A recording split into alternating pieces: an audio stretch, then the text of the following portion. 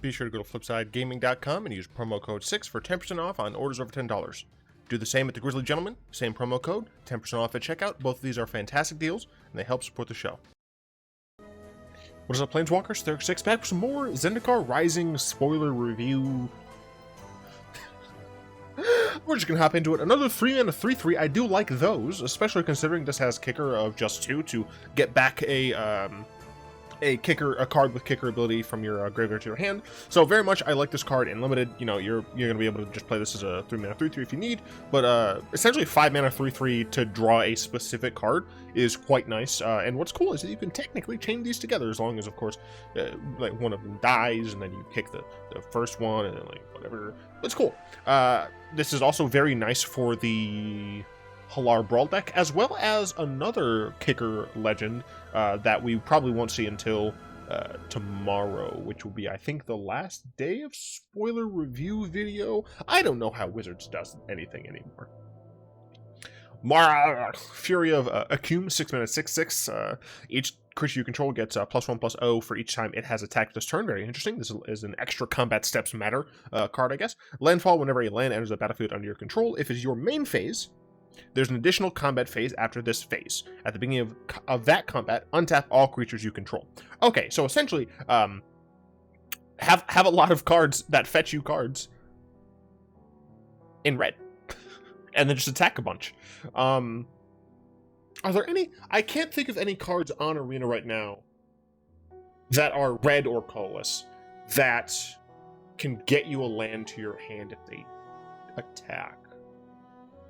Still, this is like not bad as a Mimi Brawl deck. It's not good, but nothing's good anymore. Oh, holy hell. That is a fantastic art right there. Are we gonna? Okay, apparently we're not gonna see it. That art is that's some savage art. I do like this one. So it feels more like a Minotaur. This one feels more like a Fury. Lithiform Blight is a 2-mana enchant aura. It enters the battlefield, draw a card. Enchanted land loses all land types and abilities and has tap, add a colorless, and tap, pay 1 life, add 1 mana of any color. So hilariously, this card can be fixing in mono black. Or not in mono black, but this can be fixing in black, because of the fact that it does mean that sure, the land loses all of its types and stuff, and it only can produce a colorless, but you can turn any of your lands into tap, add mana of any color. You just have to pay 1. So I do think that's a really interesting and probably niche build around. The fact that it draws a card when it enters is quite nice. It immediately replaces itself. It's very similar to Spreading Seas in that regard. Let's see. I don't like that this art isn't like directly representing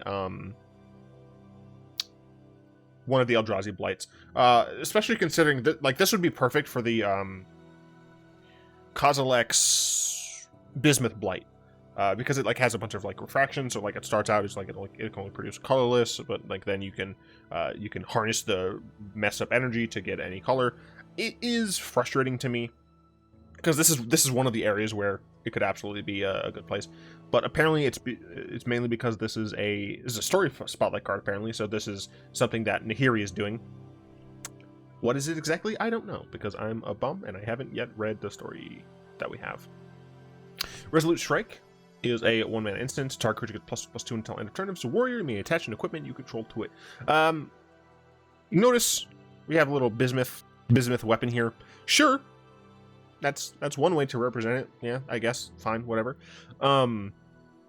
This is just like a fine combat trick. It's an instant speed +2/+2. And then you get a little bit of bonus if it's a warrior and you're running equipment. Cool, sure. This is stone playable in limited. Phylath World Sculptor, I think.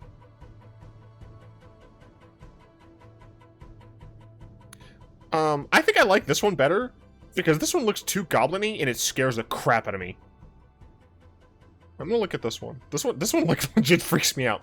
It is a 6-mana 5/5 elemental. When it enters the battlefield, create a 0/1 green plant creature token for each basic land you control, and then landfall whenever a land enters the battlefield under your control. Put 4 +1/+1 counters on target plant you control. This is fixed Avenger of Zendikar. It is a legendary creature, so it does mean that you're going to be able to use this as your commander, so you can, potentially get more uses out of it. It scales only with your basic lands, so you're going to be playing a lot of basics. However, red-green decks, I think, are relatively easy to be playing, like, solely basics. Obviously, green has a bunch of ramp, and then as a deck running red, you can actually have a lot of red-based, non-basic land hate. So that, like, things like Ruination and stuff like that, so... I think the colors for this card make a ton of sense, and I think you can relatively easily build around this, where you're going to get 80-ish% of your land is going to give you a plant. The place where it differs, obviously, from Avenger of Zendikar is that you only get to put 4 1/1 counters on an individual plant. Now, obviously, if you have fewer plants, this is better, because you're making one very huge. But if you have like a decent amount of plants, it's almost always just better to get them going wide.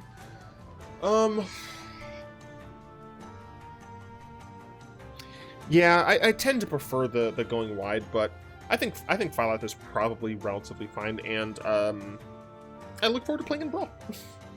It's a great way to stay in shape. God, it horrifies me. Cataclysm, Cinderclasm, I can't speak English words. 2-mana instant, Cinderclasm deals 1 damage to each creature. If it was kicked, it deals 2 damage to each creature instead. So, this is on rate. We've seen a lot of the conditional, I guess, 3-mana instant speed, deal 2 damage to everything, but typically those conditions are meant to be positive, so they're not really conditional. This can also just give you a 2-mana 1 damage to everything, where if you have something that can give your instants death touch, this is quite nice. It's a great way to just murder things. I don't know. In general, I think this is a relatively fine card, and depending on certain metas, this might be playable instead of something like I can't remember the names of those cards. There's one with a dragon in it, and then there's Fiery Cannonade, I think is one of them. I don't remember. I don't play red. Lol Mage's Familiar is a 3-mana 2/4. It's a beast. Alright, sure. It can tap to add green or blue. Whenever you cast a kick spell, you gain 2 life. So this goes into the blue-green kicker deck that I won't really be able to talk about today. It's another legendary creature, so I'm talking about Brawl. 3-mana 2/4. I mean, honestly, like for Brawl, or not for Brawl, for Limited, I think based on this, I think that the green-blue Limited deck is meant to be the kicker deck. That would be my assumption. And this is a 3-mana 2/4 that can ramp is just strong. Like, this is just a strong card in general. And obviously gaining life isn't the best, but as just an add-on for the rest of these, I think it's pretty good. Cunning Geyser Mage is a 3-mana 3/2 human wizard. When it enters the battlefield, if it was kicked for 3 mana, return up to 1 other target creature to its owner's hand. It's cool that this is not another creature that you don't control. I do appreciate the fact that you can choose to bounce your own things. It has to be a different creature, so you can't like infinitely bounce Cunning Geyser Mage. Obviously, you'd need a bunch of mana for that, but still. It's a 3-mana 2/3 with potential upside in the kicker colors for Limited. Seems decent, being able to bounce one of your opponent's threats to essentially time walk them, or reset one of your creatures if it has been enchanted with some sort of negative aura. Reasonable card. Risen Riptide is a 3-mana creature elemental. It's a 0/5. Whenever you cast a kick spell, Risen Riptide has base power and toughness 5/5 until end of turn.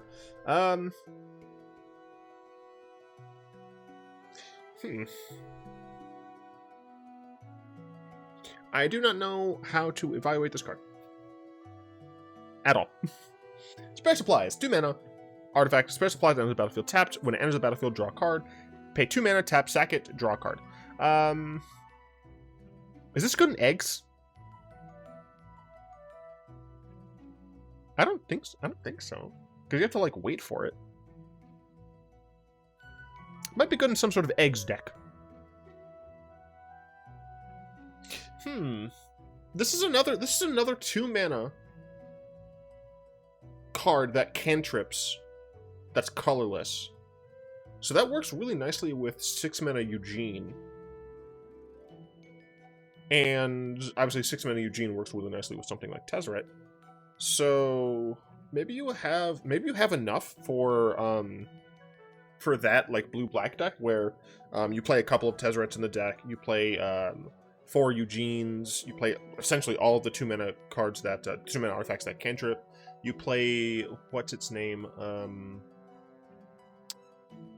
The Mystic Forge or something like that. Whatever the forge is that allows you to play colorless or artifact cards from your top.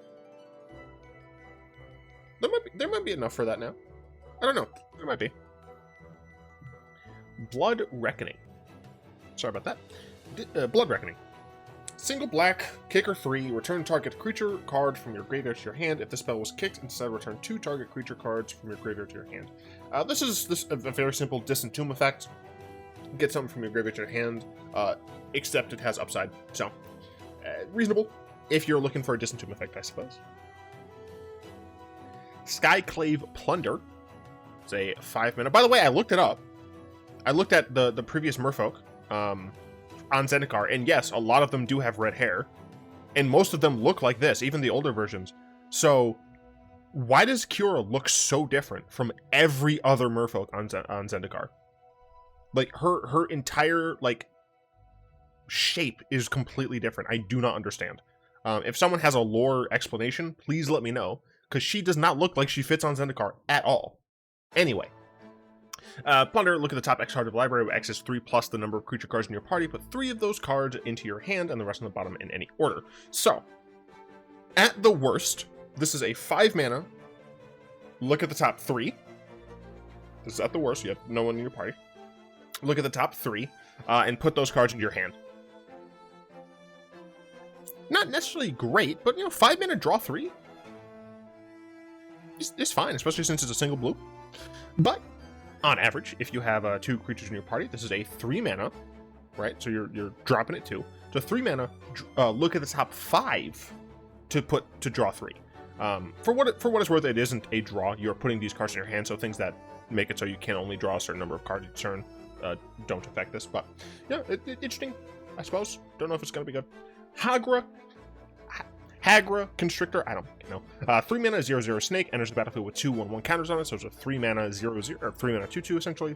Each creature you control with a 1/1 counter on it has menace, so we're seeing some random extra 1/1 counter tribal. This one I don't think is sufficient for the like abs and counters deck, but I do think that in general, if you are, I mean, for what it's worth, I might end up putting this into an EDH deck that has +1/+1 counter matters on it, things with like Rayhan and stuff.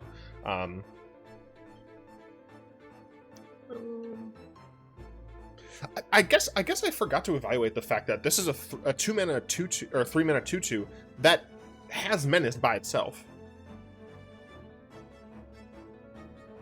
So it's probably reasonable. I think that's probably a reasonable limited card. Oblivion's Hunger is a 2-mana instant. Target creature you control gains indestructible until end of turn. Draw a card if that creature has a +1/+1 counter on it. Cool. This helps those style decks. I really like this art. I don't like the fact that the blood on her right hand looks like a glove. It is too shiny. I do really love this art. It's very cool. Yeah. Subtle Strike. 2-mana instant. Choose one or both. Target creature gets -1/-1 until end of turn. Put a 1/1 counter on target creature. I think this ability is cool. It's a very cool limited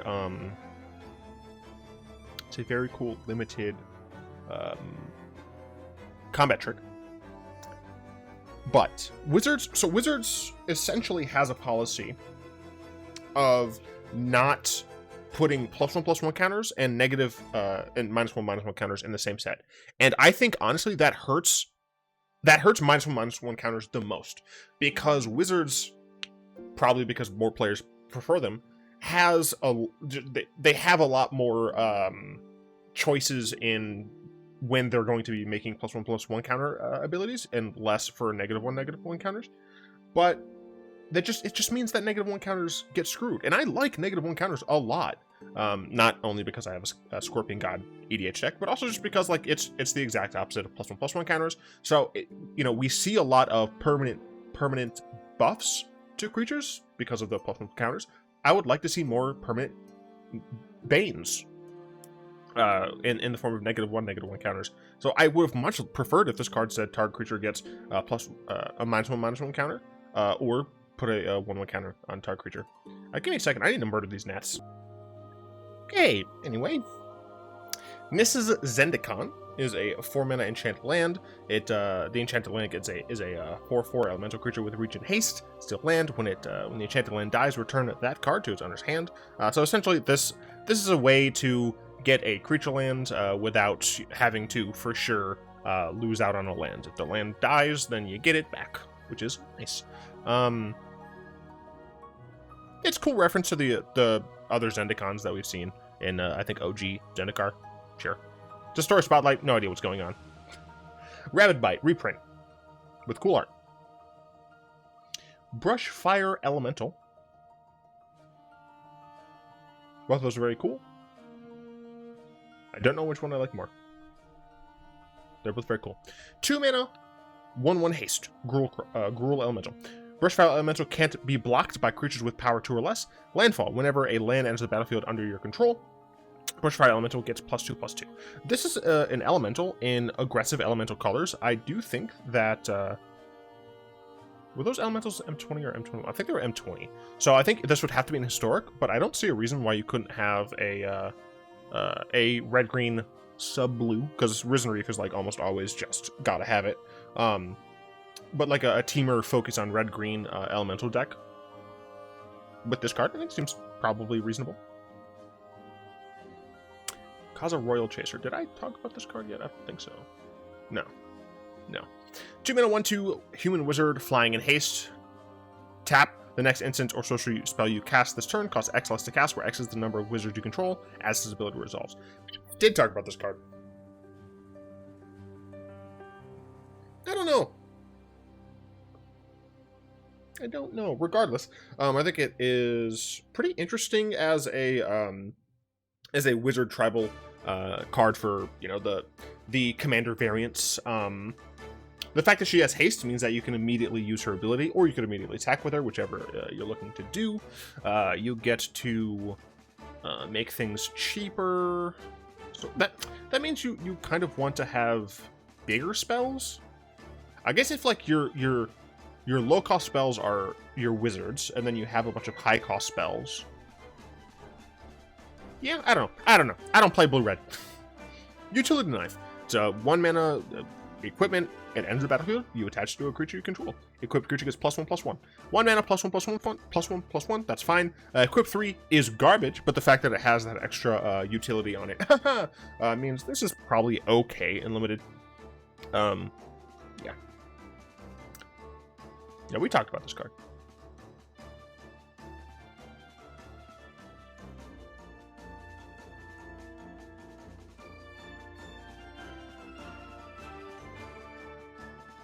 Did we talk about Zerathon yet? Yes, we did. Awesome pause button. Dreadworm is a 5-mana 5/4 worm horror. Oh my gosh, that thing is horrifying. Landfall. Landfall? Cool. Very cool. Very creepy. Very cool. Whenever land has a battlefield under your control, it gains indestructible until end of turn. Typically, there's going to be an aggressive ability, which I think is fine. It's a 5/4. Its power is higher than its toughness, means that you're meant to be signaled that you're supposed to attack with this. Limited. Scale the Heights. 3-mana sorcery. Put a 1/1 counter on up to 1 target creature. You gain 2 life. You may play an additional land this turn. Draw a card.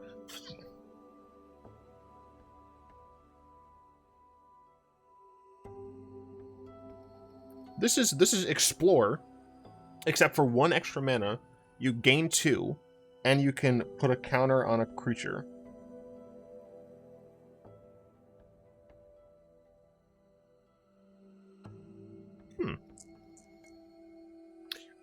I like it. In terms of it's a tweaked version of a card we already have, and for some reason I love those. A lot of people hate them. But I don't like it because I don't like ramp anymore.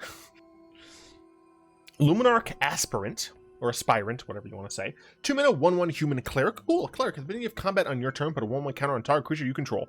This is fantastic in the +1/+1 counters deck. Yeah, I could be super wrong, but I think it's very cool. You just get, and this, what's cool is that this is at the beginning of combat, right? So you don't have to wait a turn cycle to get this. And you might be saying, well, it's just a 2 mana 1/1. If you don't have any other creatures, you can just make this bigger. You can literally just, play this on main phase 1, move to combat, put a counter on my aspirants, pass the turn. Next turn, I still don't have a creature. Move to combat, it becomes a 3/3, etc., etc.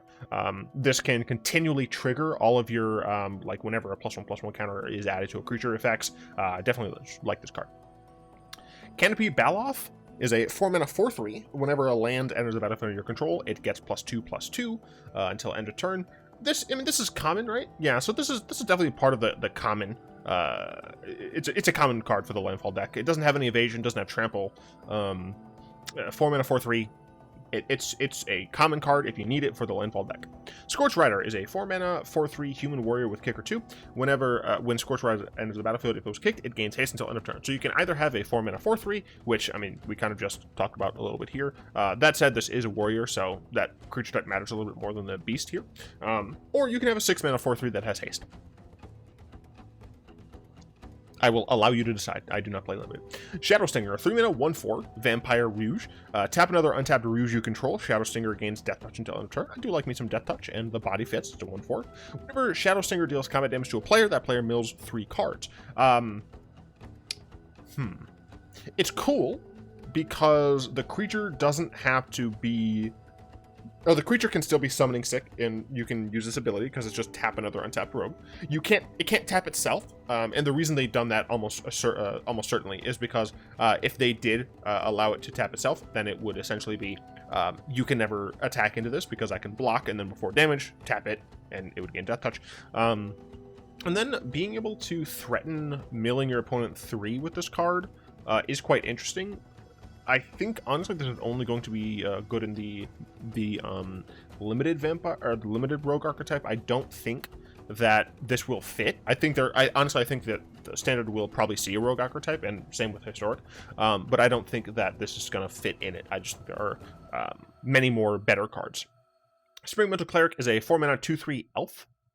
Enters the battlefield with a 1/1 counter on it for each colored mana spent to cast it. So this theoretically can have 5 1/1 counters on it, because you have the green obviously, and then the others white, blue, black, and red. That's 4. You could theoretically have this come in with 5 1/1 counters on it. You are not going to, and I don't think this card is very good, but maybe you can.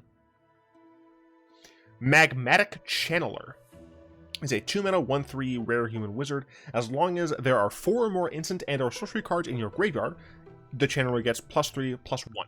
So if you have 4 or more instants and sorceries in your graveyard, this is a 2 mana 4/4. It's not bad. Tap, discard a card, exile the top 2 cards of your library, then choose one of them, and you may play that card this turn. So this is very, that similar like impulse, or not impulse draw. I don't know what these are called anymore. The exile draw, whatever the heck you want to call it. I mean, honestly, it's probably just strong for being a 2 mana wizard that gets big after only 4 instants or sorceries. Yeah, it's hard for me to think that a 2 mana 4/4 isn't going to be playable. You do have to discard a card in order to get the exile, but you do have an option of the top 2 cards, and you can still play it if it's a land. Like, just in case they're both lands, you can still get the land out of it. Yeah, I don't know how this card's not going to be okay. Inordinate Rage. I do not like this man's face. 2 mana instant. Target creature gets +3/+2 until end of turn. Scry 1. Great combat trick. Fantastic combat trick. That's about it. Leyline Tyrant 4 mana, 4/4 Mythic Flying Dragon. You don't lose unspent red mana as steps and phases end. When Leyline Tyrant dies, you may pay any amount of red. When you do, it deals that much damage to any target. You just get to float mana.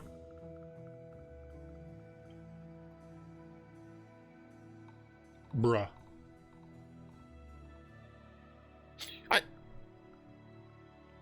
Duplicate.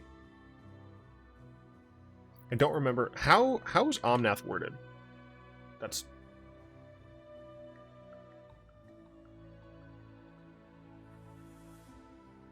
I shift clicked apparently.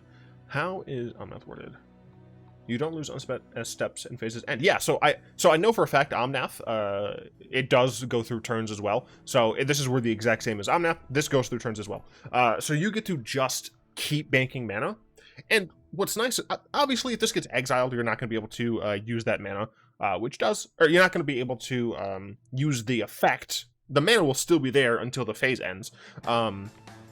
But being able to just bank mana, right?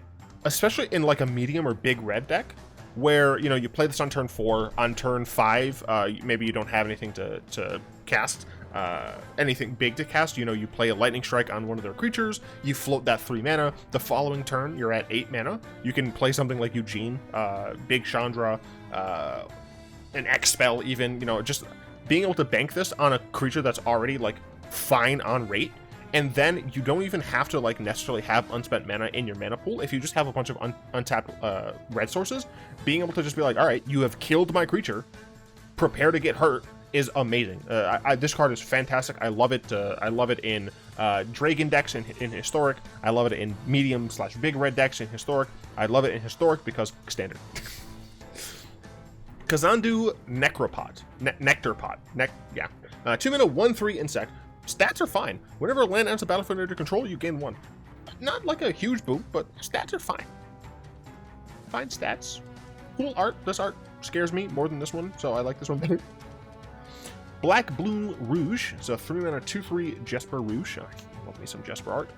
It has Menace. The card gets +2/+0 as long as an opponent has 8 or more cards in their graveyard. So you're seeing more of that rogue effect. This one also could be a land. Once again, limited. I think this just doesn't have a...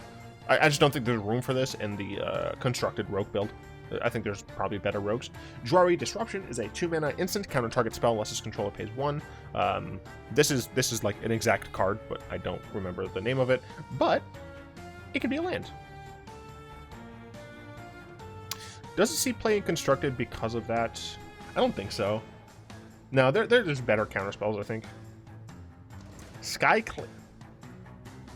Skyclave Pickaxe is a 1 mana green equipment. And as a battlefield, you can attach it to a creature you control. Then it has landfall. Whenever a land enters the battlefield under your control, equipped creature gets +2/+2 until end of turn. So, once again, I want to mention that in the main art, we're seeing more of the bismuth.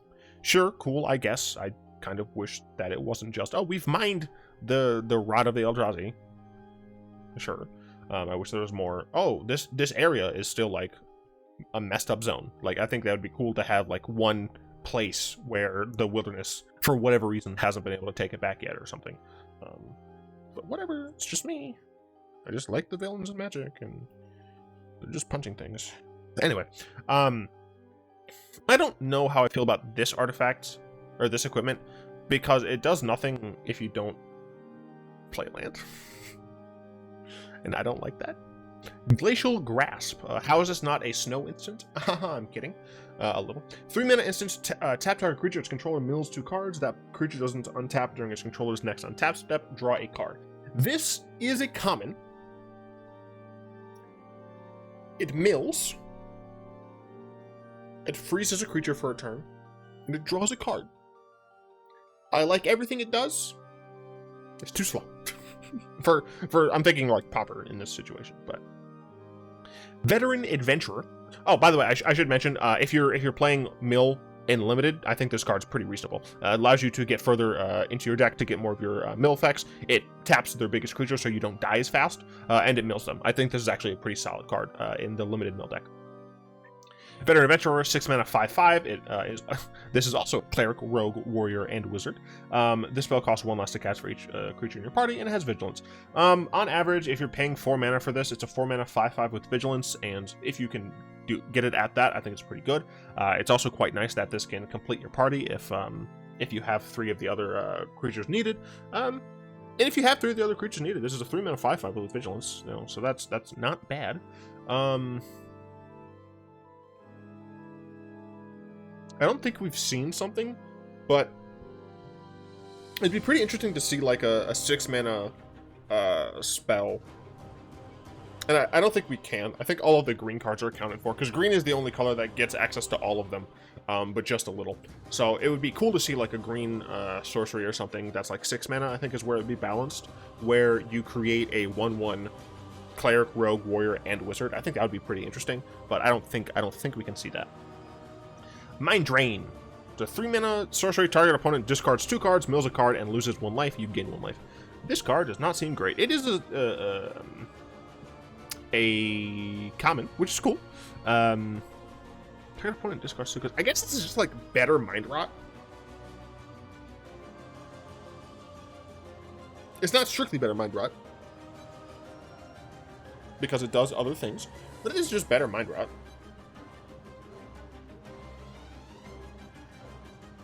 I like the vampire's thyless chaps. Turn Timber Symbiosis. Did I talk about this card already?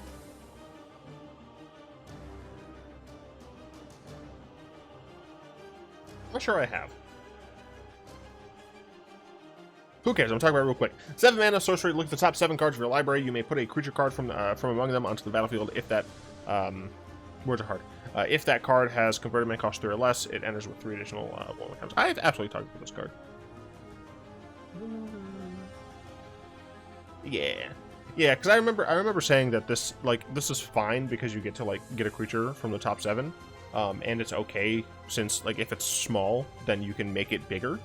Like if on average you have 3 mana gives you a 3/3, then this can potentially just still give you a 6/6, which is nice. But I think I remember saying this is like not the best. Although, you know what? Something I didn't consider now that, and I should realize this considering it's on the art. This works nicely with Hydras. Typically, when you get when you're able to put Hydras directly into play. No, damn it! I tried to kill a gnat. When you put Hydras directly into play, they just die because they're usually 0/0s, at least the Hydras that scale. But this one won't, because it enters with those counters. So if you're playing a Hydra deck in like Brawl or Commander, this helps. Tazim Raptor is a 3 mana 2/2 flying bird. Already right there, it's a pretty nice limited flyers card. It is a Windrake with upside. When it enters the battlefield, you may return a land you control to its owner's hand. So this can allow you to get more landfall triggers. It's cool.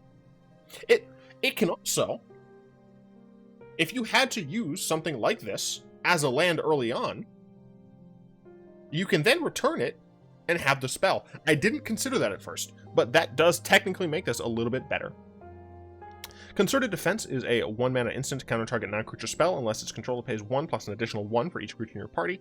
On average, if you're building this in limited, you're expected to have 2 for your party count. So on average, this is essentially a counter target non-creature spell unless its controller pays 3 total. So if you can get that to be the case on average, sure. Malakir Rebirth. I will say, I do appreciate the fact that they are showing some nulls. The nulls on Zendikar, the zombies on Zendikar are called nulls, and they're made from the vampires, and they have these weird, like, no-face things. So I do appreciate that. And I wonder if Wizards has, like, come out and said, like, the reason the nulls look like that is because of the connection between the vampires and Ulamog, because it would make a lot of sense, frankly. But whatever. Anyway, it's an instant for a single black mana. Choose target creature. You lose 2 life until the end of turn. That creature gains when this creature dies. Return to the battlefield tapped under its owner's control. And of course, it could also be a land. We've seen effects like this. This one costs 1 less mana than usual, but it costs you 2 additional life than usual, so sure, if you're looking for that effect, I guess. Scourge of the Skyclaves is a 2-mana star. It has kicker for 5. When you cast a spell, if it was kicked, each player loses half their life rounded up. Each player, this counts you. Scourge of the Skyclaves' power and toughness are equal to 20 minus the highest life total among players. In EDH, this card is essentially garbage. But can this see play in Rakdos, Burn, and Historic?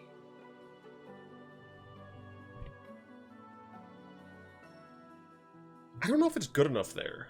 I think you would rather just have more burn spells. And then you don't really want to pay 7 mana for this. Like, if your opponent like is all the way down to 5, right? You don't really want to pay 7 mana. Well, because they're down to 5, they'll lose half their life rounded up, so they'll go down to 2. And you'll have an 18 power creature. But it doesn't have trample, it doesn't have flying. No. This is actually a card that I think is really cool. I think this is worthy of being a mythic because it's so different. But it doesn't seem like just objectively powerful. So that is something that I appreciate. Scourge of the power equals the highest life total among players. Yeah, so you can't even cheese it. You can't even cheese it by you having a super low life total. Because it's equal to it's 20 minus the highest. Okay. Yeah, I mean, I like the design of this card. I just don't think it's necessarily going to find a home. At least not now. It might find a home in the future. But for right now, I think that's fine for what it is. Mesa Lynx. 2 mana, 2/1 cat. As long as it's not your turn, Mesa Lynx gets a +0/+2. So if you're trying to attack with it, it's more likely to die. If you're not, it's a 2 mana 2/3. Not on your turn. I mean, this honestly seems pretty decent for the Skies deck. I keep saying it. I keep talking about Skies, but that's the only freaking deck I play in Limited because it's the only one I can win with. Yeah, you just like the fact that this blocks bears all day long.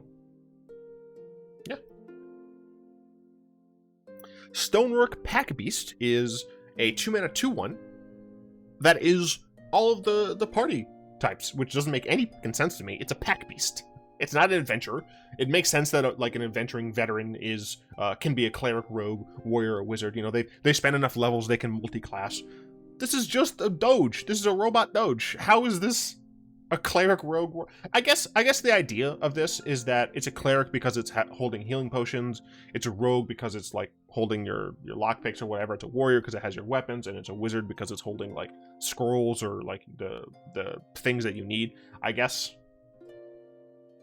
that's maybe why. But if, you know, it has the 2 mana, add 1 mana of any color as well. So this is definitely going to be a role player in your party decks in Limited. It's a common. It helps fix your mana, not by a ton. And hopefully you're going to be, this is Zendikar. Hopefully you're going to have enough mana fixing here. So yeah, I don't know. I think it plays a role. Salundi Vision is a 3 mana instant. Look at the top 6 cards of your library. You may reveal an instant or sorcery card from among them and put it into your hand. Put the rest in the bottom of your library in any order. Or, of course, it can be a land. Goddamn Nats, dude! Anyway, I do think this card is... I think this card has potential to see play in a heavy instant sorcery count deck, and like in Constructed. But it really, really depends on a number. Oh, wait a minute. Oh, this just goes into Approach the second time, doesn't it? Oh, this is gross. This is super gross. You cast Approach. Approach gets shuffled or gets placed 7th from the top. You draw a single card. It will now be 6th from the top. I believe that means in the 6th position. Regardless, I don't care. You just Salundi Vision at instant speed to put that ish into your hand, and then on your turn you cast it. Huh. And it can be a land if you need one. This goes straight into that deck, doesn't it? Like, tell me if I'm wrong, but that seems like that's what it does. Living Tempest, 5 mana, 3/3 flash flyer. It's okay. I mean, I've said 5 mana 3/3 flyers are good in flyers, but no, it's probably fine. Skyclave Shadowcat is a 4 mana 3/3 cat horror. Yeah, that sure is horrifying. 1 in a black, sacrifice another creature, put a 1/1 counter on Skyclave Shadowcat. Whenever a creature you control with a 1/1 counter on it dies, draw a card. I don't think this is going to go into the like +1/+1 counter Aristocrats deck, just because it costs 4 mana. Yeah, that's about it, I think. Oh, it does look like a Felidar, but corrupted. Moss-Pit Skeleton, I absolutely love. It's a 2 mana 2/2 plant skeleton. For what it's worth, I do wish we had zombies. With kicker 3, if it was kicked, it enters the battlefield with 3 1/1 counters on it. Whenever 1 or more 1/1 counters are put on a creature you control, if Moss-Pit Skeleton is in your graveyard, you may put Moss-Pit Skeleton on top of your library. I like this card, I do. I think it can be kicked. It'd be a 5 mana 5/5 if kicked, otherwise it's a 2 mana 2/2, which is fine.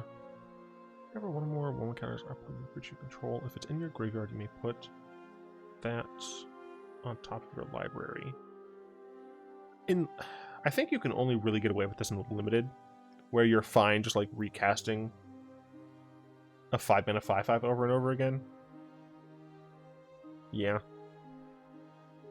Journey to Oblivion, this is obviously referencing Journey to Nowhere, which I believe debuted in OG Zendikar. It's a 5 mana enchantment. This spell costs 1 less to cast for each creature in your party. Once again, theoretically, this could cost 3, which would be Oblivion Ring. When it enters the battlefield, exile target non-land permanent and opponent controls until it leaves the battlefield. Cool. This is, generally speaking, going to be more expensive than Oblivion Ring, but it can be less expensive than Oblivion. So I think it's a relatively balanced build, or balanced legit. Wayward Guide Beast is a 1 mana 2/2 with trample and haste. Man, that seems crazy, right? Like, this is going to be the new Goblin Guide. No. Whenever Wayward Guide Beast deals combat damage to a player, return a land you control to its owner's hand.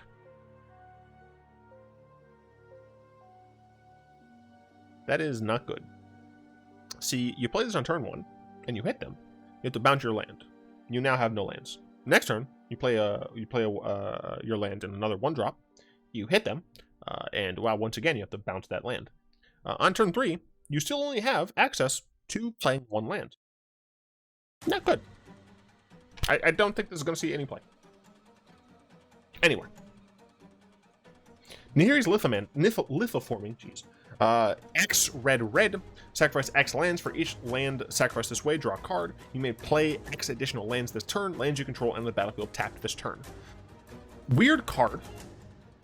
I don't know how to properly evaluate it, but my guess is that you can do some stupid things. For each land sacrificed this way, draw a card.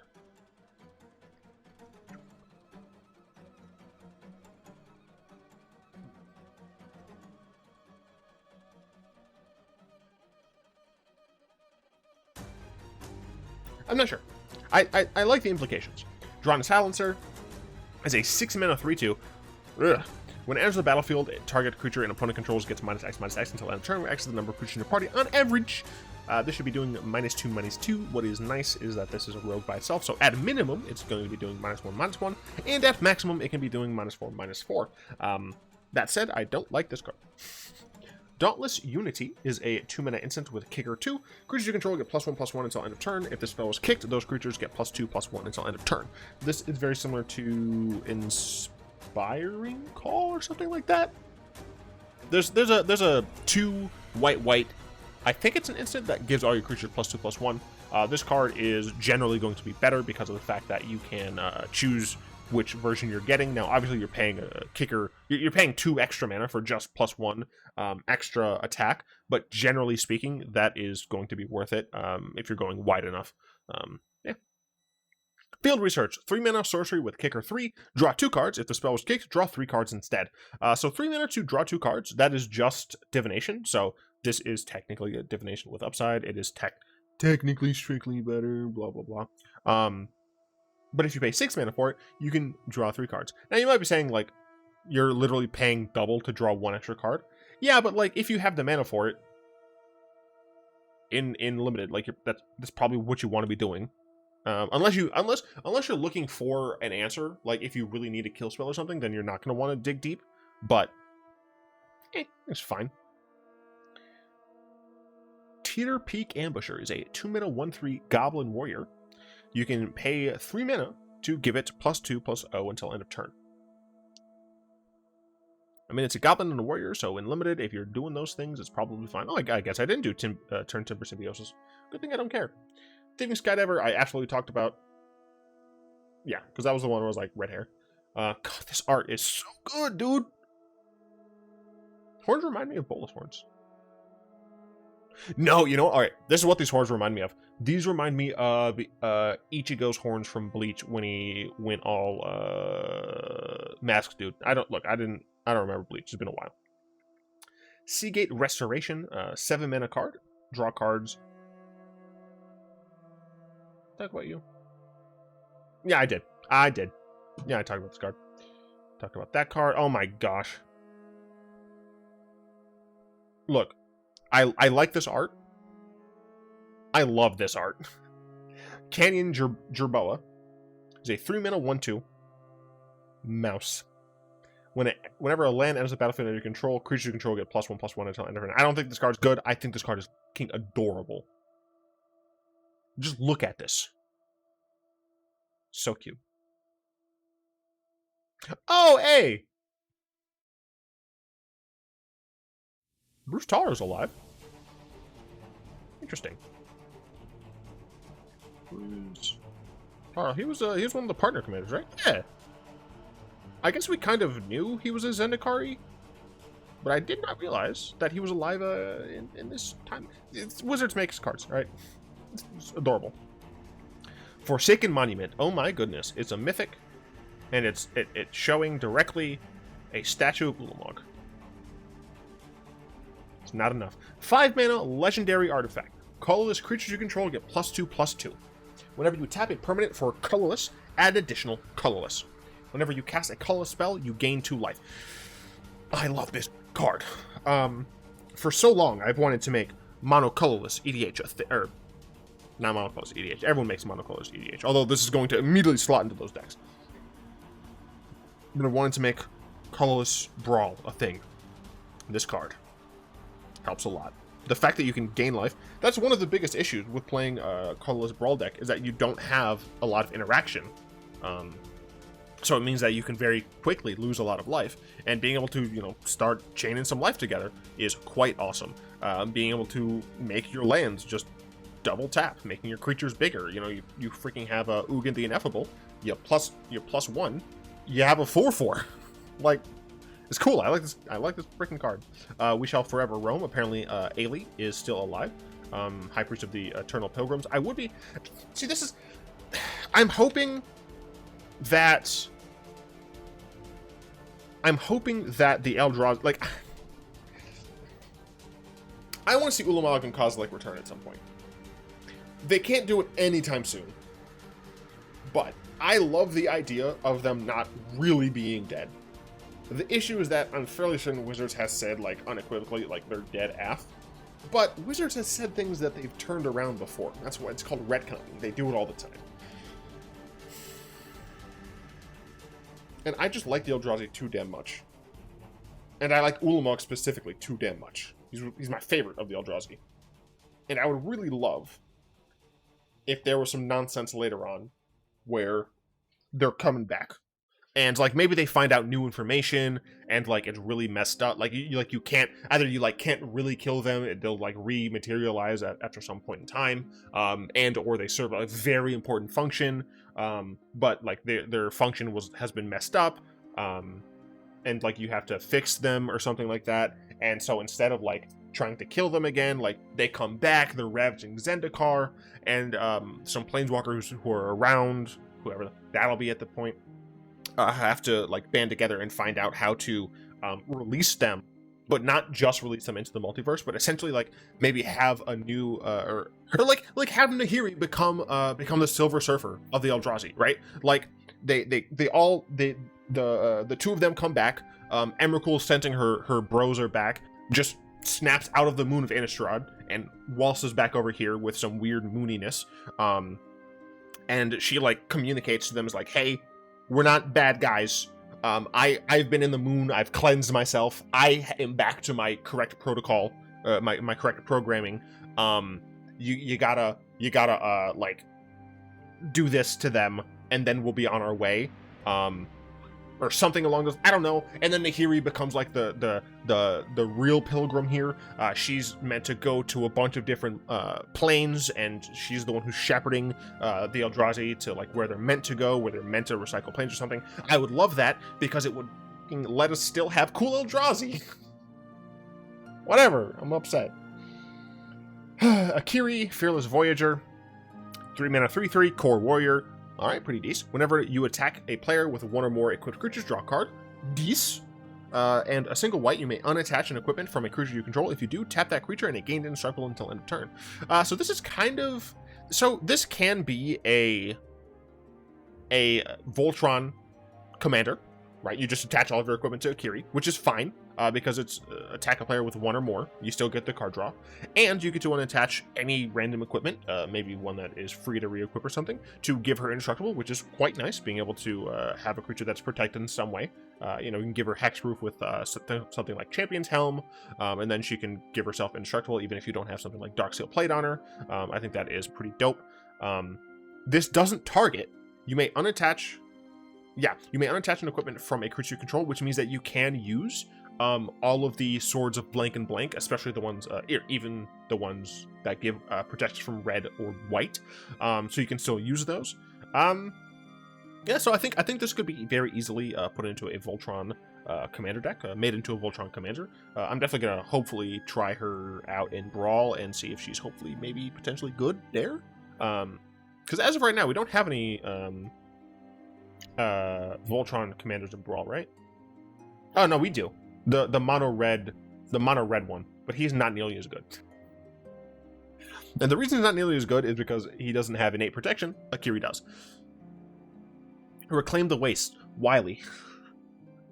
Stop making such good art. This is like freaking Seb McKinnon is like shot up on everyone's radar. Wily, you're doing the same. 1 mana sorcery, kicker, search your library for a basic land card, reveal it, put it in your hand, then shuffle your library. If the spell was kicked for 3, search the library for 2 instead. If you're looking for landfall, but not right now, this card can help because you put it into your hand. Yes. This can give you essentially landfall for the next couple of turns. Oh, goodness me. So I'm not sure if everyone can see this. I don't know how well everyone's eyes are. This is either a reflection or some sort of weird astral projection of Nahiri in here. I don't know why this isn't a story spotlight card, but oh, it is. But they don't say it on here, which is strange. All right, sure. So this is a story spotlight. I had no idea what this does, but whatever. In the actual story, not in the game, because I can tell you what it does in the game. 4 mana legendary artifact. 2 and tap. Copy target activated or triggered ability you control. 3 and tap. Copy target instant sorcery spell you control. 4 and tap. Copy target permanent spell you control.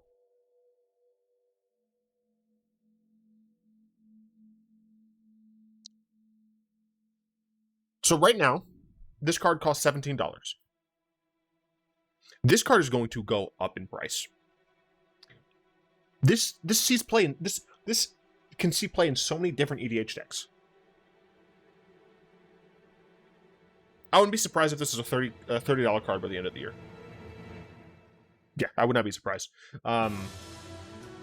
This can go into Creature Riku and Spell Riku, and Spell Riku. This goes really nicely into Planeswalker decks because this, fun fact, loyalty abilities are activated abilities. So you can just go ahead and have like 2 ultimates happen at once. It's cool. Molten Blast, 3 mana instant, choose 1. Deals 2 damage to target creature or planeswalker. Destroy target artifact. I think a Braid only says creature, right? Yeah, okay, so a Braid is generally going to be better, but this can do damage to a planeswalker, although it does 1 damage less. Yeah, I don't know. Skyclave Relic. Also, this is only $2 right now. I suspect that it's going to go up not going to go up all, like, as much, but generally speaking, I think this card's really great. It's a 3-mana indestructible artifact. It enters the battlefield. If it was kicked, create 2 tapped tokens that are copies of it, and it taps to add 1 mana of any color. Typically, you're going to want the majority of your mana artifacts to give you at least half of the mana that you spent to cast them. For what it's worth, I hate things like Soul Ring. I'm just going to tell you right now, I hate Soul Ring and his friends, Mana Vault, Mana Crypt, all that nonsense. So in general, I don't really count those. So for the majority of the time, if your 3-mana mana rock only taps for 1, you're gonna want it to do something else. And tapping for any color isn't technically doing something else. Things like Command Sphere are generally better, unless you're running like a 5-color deck. Although it taps for any color, yeah, you're gonna want some utility. What's really awesome is that this is indestructible, right? This is a 3-mana indestructible thing, and you might be saying this is just Darksteel Ingot. But it's better, because if you pay double for it, you get triple. So you pay 6 mana, you get 3 total mana from that. Now, 2 of that mana is going to be tapped, which I think is fine, but the tokens are also indestructible. Like, do not get me wrong. I absolutely adore this card. They're freaking, dude, they're tokens. They're tokens, dude. Anything that doubles your tokens is going to double this, dude. Oh, I love it so much. I love this card so much. If you're playing doubling, I'm just gonna make sure. Okay, doubling season does not just count creatures, right? Creature tokens. We'll create 1 or more tokens under your control. This card is great. I love it. Maddening Cacophony. 2 mana, kicker, 4. Each opponent mills 8 cards. If this spell was kicked, instead, each opponent mills half their library rounded up. So this is very close. It's probably the closest we've gotten so far to the card. What is it called, dude? It's, I don't remember. Blue and a black, sorcery, target player mills 10 cards, I think is what it is. This is the closest I think we've gotten so far, and that's fantastic for a number of reasons. One, glimpse. It's glimpse. Unthinkable. Yeah, one thing. This is relatively expensive. So it's nice. Also, this is blue-black. So if you're not, I mean, for what it's worth, you're typically going to be milling using blue-black, but whatever. If you're not, this means you can cast this as well.